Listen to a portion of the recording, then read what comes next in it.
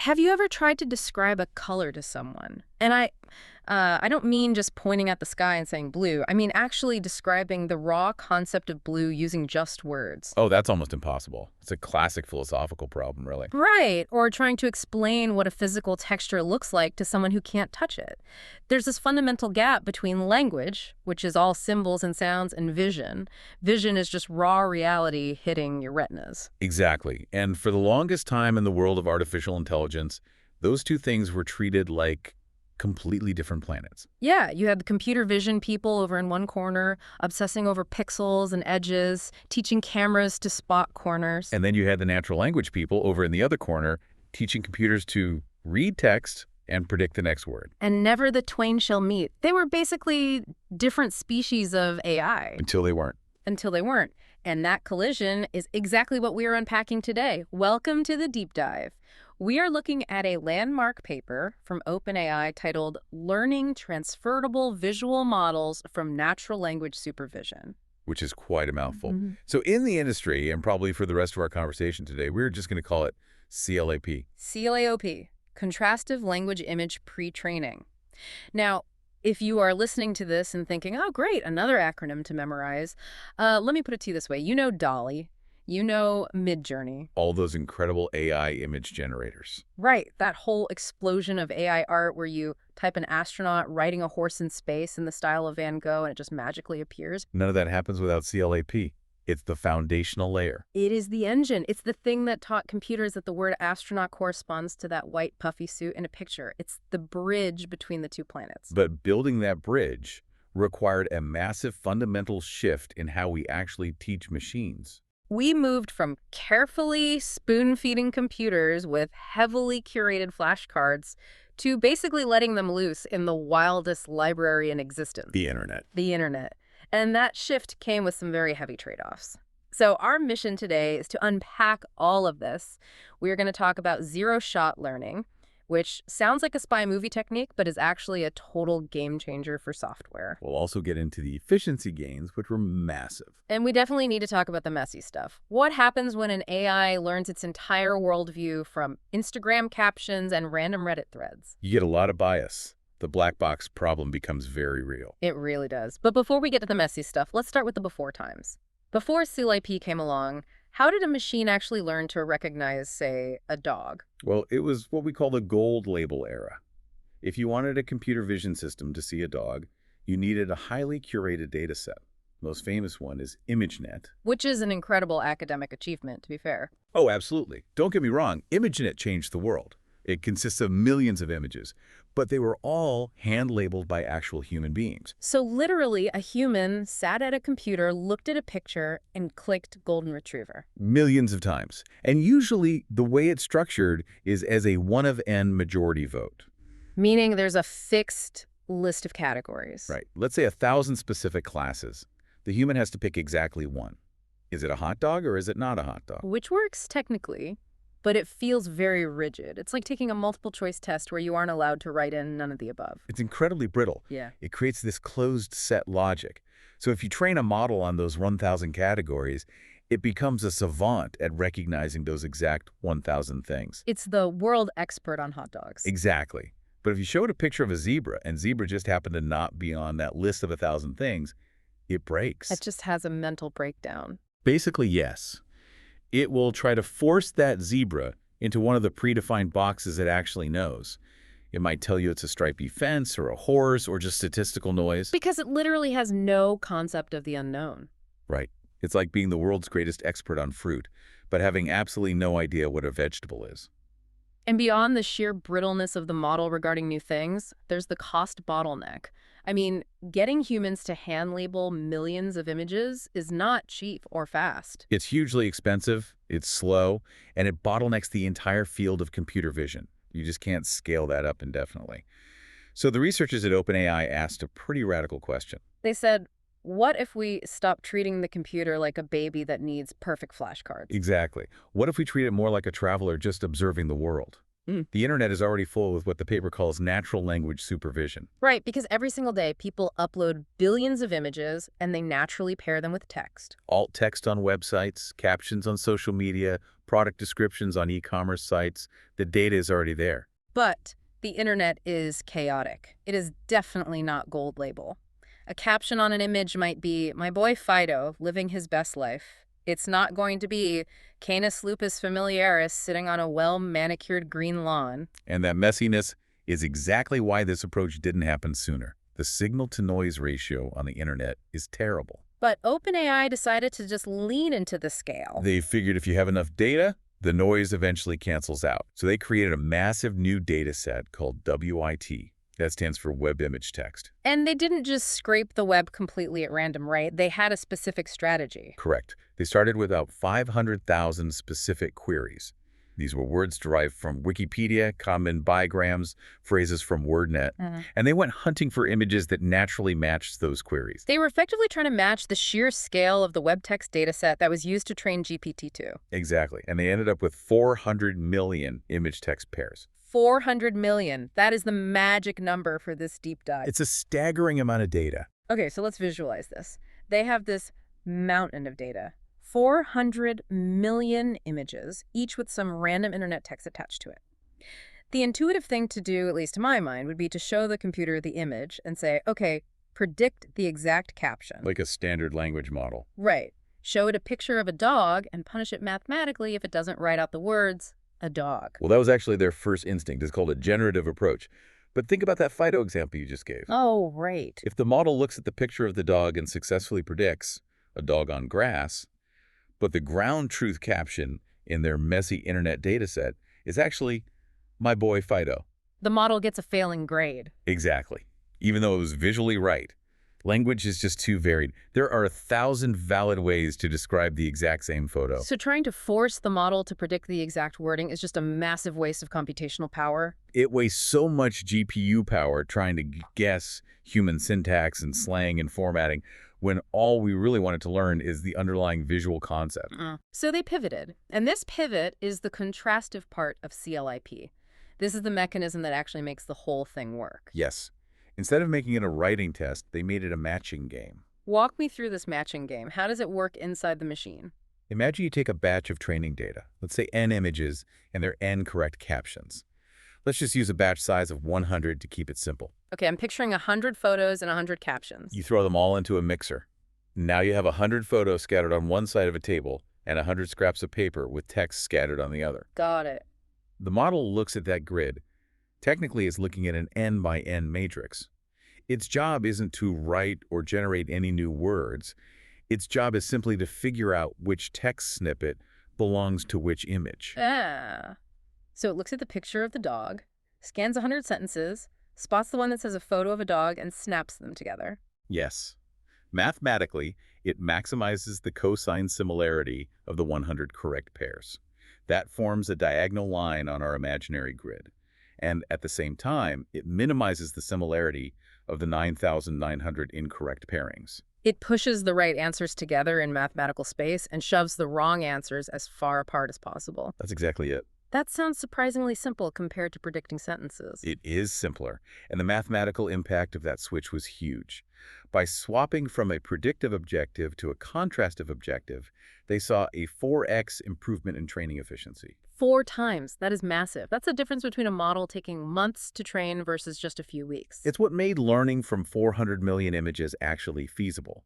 And what you end up with at the end of this process are 2 main components that have been trained jointly: an image encoder and a text encoder. So as they train together, the text encoder learns the words pepperoni pizza have a certain mathematical vibe or coordinate. And the image encoder learns that a round, red, cheesy visual has that exact same mathematical coordinate.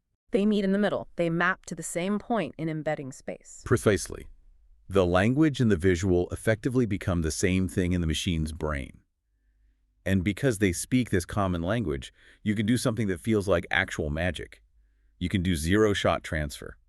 I love this term, zero shot. It sounds very dramatic. But in practical terms, this is what solves that brittle problem we talked about with ImageNet, right? Completely. In the old world, if I wanted my vision model to recognize a Tesla Model S, I had to physically gather 500 photos of a Tesla, explicitly label them all, and retrain the model. But CLIP has already read the internet. Right. It has already seen thousands of photos randomly captioned, "Check out my new Tesla," or "Model S charging at the station." It knows what the words mean, and it knows what the visual looks like. So you just ask it. You just ask it. You show it a picture and say, "Is this a Tesla?" And it knows. Zero specific curated training examples required. So wait, this means at test time, when a developer is actually using the software, they can just make up categories on the fly. I could literally say, here is a picture. Is it a platypus, a toaster, or a rain cloud? Yes. The text encoder converts your random words into embeddings. The image encoder converts the image into an embedding, and the system just calculates which text embedding is closest to the image embedding.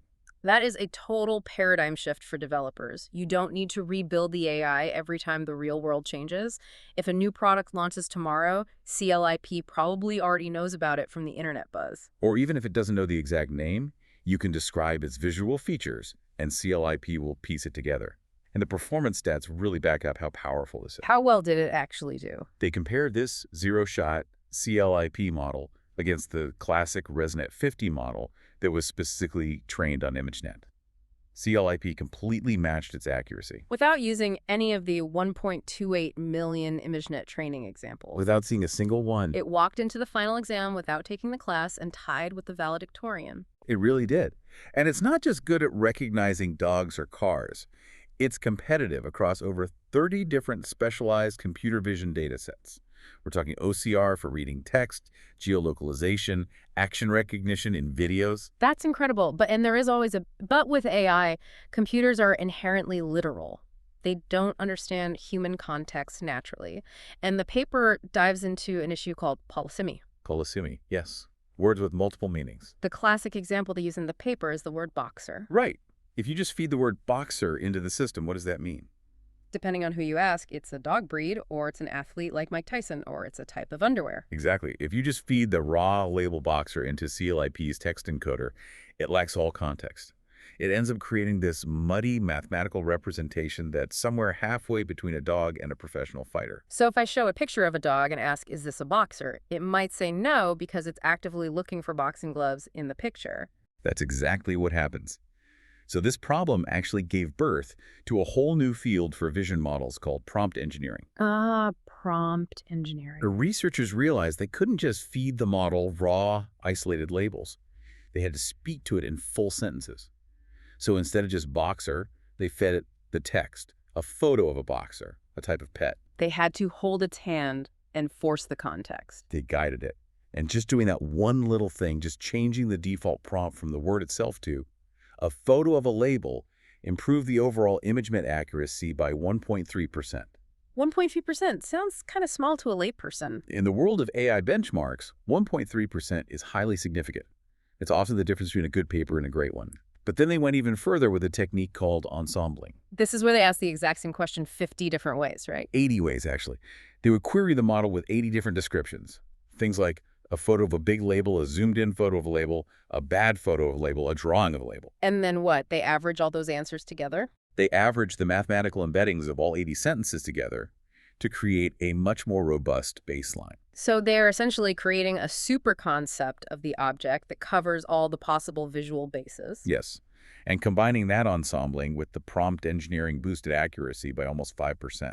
Wow. It proves that how you talk to the model matters almost as much as what the model intrinsically knows. It's a very human trait. If I just say a random word to you, you might hesitate. But if I give you a full sentence, you understand my intent instantly. And that robustness is key. Which brings us to one of my favorite parts of the paper. We have to talk about the banana test. The banana test. This really highlights their findings regarding distribution shift. Distribution shift is basically just fancy academic talk for when the real world doesn't look exactly like the training data, right? Exactly. Traditional vision models are incredibly hyperfixated on things like texture and lighting. If you train a traditional model on high-quality stock photos of bananas, it learns a very specific formula. Yellow plus glossy plus curved equals banana. But if you showed a simple line drawing of a banana, or a black and white sketch on a napkin, It completely fails. It'll say, I don't know, maybe it's a moon, maybe a worm. because it memorized the exact pixel values of yellow skin rather than learning the actual concept of what a banana is. Precisely. But CLIP learned from the messy internet. It saw cartoons of bananas, sketches, corporate logos, rotten bananas on a counter. So when they tested CLIP on datasets that specifically measure these shifts, like ImageNet Sketch or ImageNet Rendition, CLIP absolutely destroyed the competition. It understands the concept. Right. It reduced the error gap between the textbook test and the real-world sketch test by up to 75%. That feels so much more human. Like, I don't need to see a photorealistic picture of a dog to know that a cartoon represents a dog. It is much more human-like in how it generalizes. But, and this is a massive distinction we need to make, it is not human-like in its efficiency. Oh, right, the data consumption. Because 400 million images is hard to really wrap your head around. Let's break the math down. CLIP saw those 400 million images over 32 epochs during training.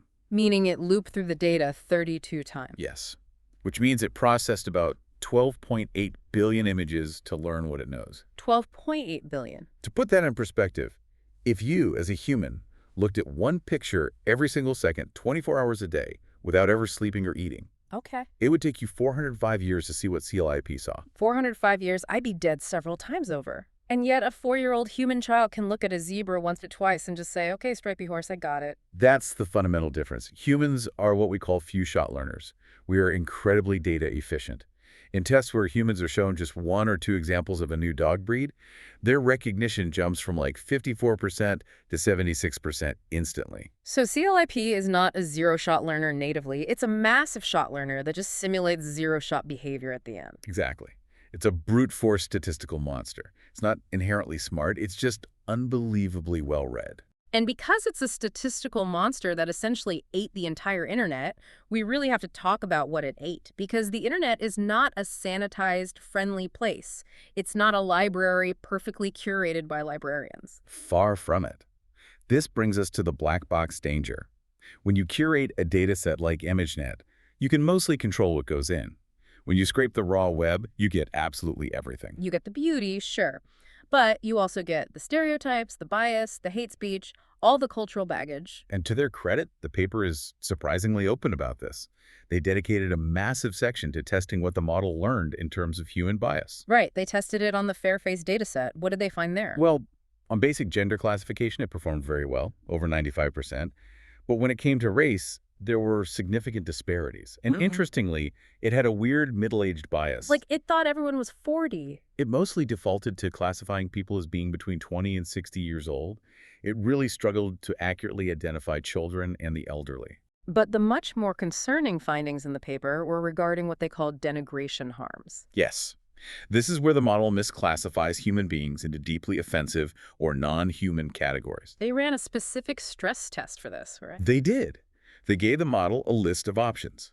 It included standard human categories, but they intentionally mixed in options like animal, gorilla, thief, and criminal. That seems like a very dangerous game to play with an AI. It was necessary to see what associations the model had formed, and the model failed the test. Across the board, about 4.9% of human images were misclassified into non-human categories. But the racial disparity is what's truly alarming. The paper notes that Black images had the highest rate of this. Yes. Images of Black people were misclassified into non-human categories at a rate of roughly 14%. That is horrific. It immediately brings to mind that massive scandal a few years ago where a major tech company's photo app auto-tagged people with those exact same labels. It's the exact same underlying statistical problem. The model learns mathematical correlations from its training data.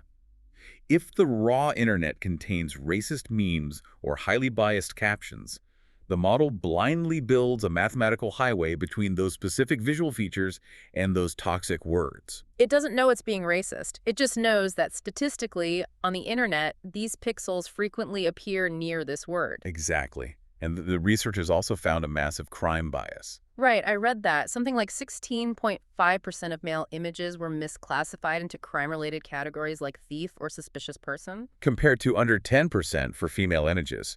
And bizarrely, people under the age of 20 were the most likely group to be misclassified as criminals. So if you are young, male, and Black, the model is statistically significantly more likely to label you as a criminal or an animal based purely on the garbage it read on the internet. Yes, but here is a truly fascinating and vital part of their findings.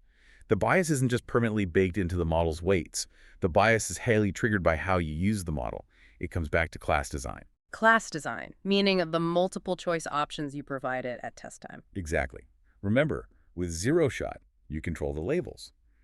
When the researchers realized the model was labeling young people as criminals, they ran an intervention. They simply added the category child to the list of options. And what happened? The misclassification of young people into crime and animal categories dropped drastically. Oh, wow.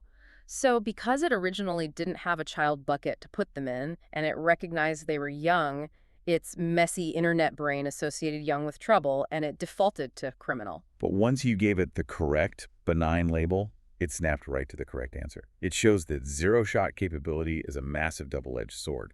You have the power to define the categories. It means you hold the power to either mitigate the bias or heavily exacerbate it. If you design your classes poorly, you can literally manufacture dangerous, biased outcomes. It puts a ton of responsibility squarely on the user. It absolutely does. It shifts the blame from just the AI is fundamentally broken to the questions we are asking the AI are triggering its worst tendencies. And speaking of how people use it, we have to touch on the surveillance implications the authors bring up. Yes, CLIP effectively democratizes facial recognition.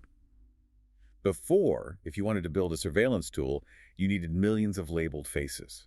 Now, you can just feed CLIP a physical description or a celebrity's name. They tested it on the Celebra dataset, right? They did, and it achieved nearly 60% accuracy on identifying specific celebrities across 100 classes. 60% might not be high enough for a high-security airport scanner, but it's definitely high enough to build a creepy, bespoke surveillance tracker in your garage without any specialized training data. Exactly. If a person has a strong visual presence on the internet, CLIP already knows what they look like. So to zoom out here, we have this incredibly powerful, brilliant, highly generalized, deeply messy, and slightly biased tool, but surely it's not perfect at everything.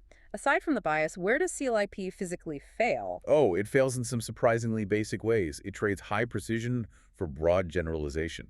For example, it is terrible at counting. Really? Counting seems so fundamental for a computer. If you ask CLIP how many cars are in this parking lot picture, it usually gets it wrong. Because counting is a sequential, logical task. CLIP doesn't do logic. It does holistic pattern matching.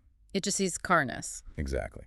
And it also failed pretty hard on the MNIST dataset. MNIST, that's the famous data set of handwritten digits. It's like the hello world of computer vision. Right. A basic logistic regression model from the 1990s can easily read those scribbled numbers. CLIP only got 88% accuracy. Which is pretty embarrassing for a cutting-edge AI. Why did it fail on something so simple? Because the internet is overwhelmingly made of typed digital text. It simply hadn't seen enough scribbled 7s or messy 3s in its training data to learn the concept deeply. It really proves that CLIP isn't thinking or reasoning the way we do. It's just a giant mirror reflecting vague associations from a massive library. Exactly. So what is the grand takeaway here? We've moved from the gold label era, which was clean, expensive, and limited, into the web scale era, which is infinitely cheap, incredibly robust, but utterly chaotic. That is the core legacy of this paper. CLIP proved that quantity really does have a quality all its own. You don't need perfectly clean data if you just have enough noisy data.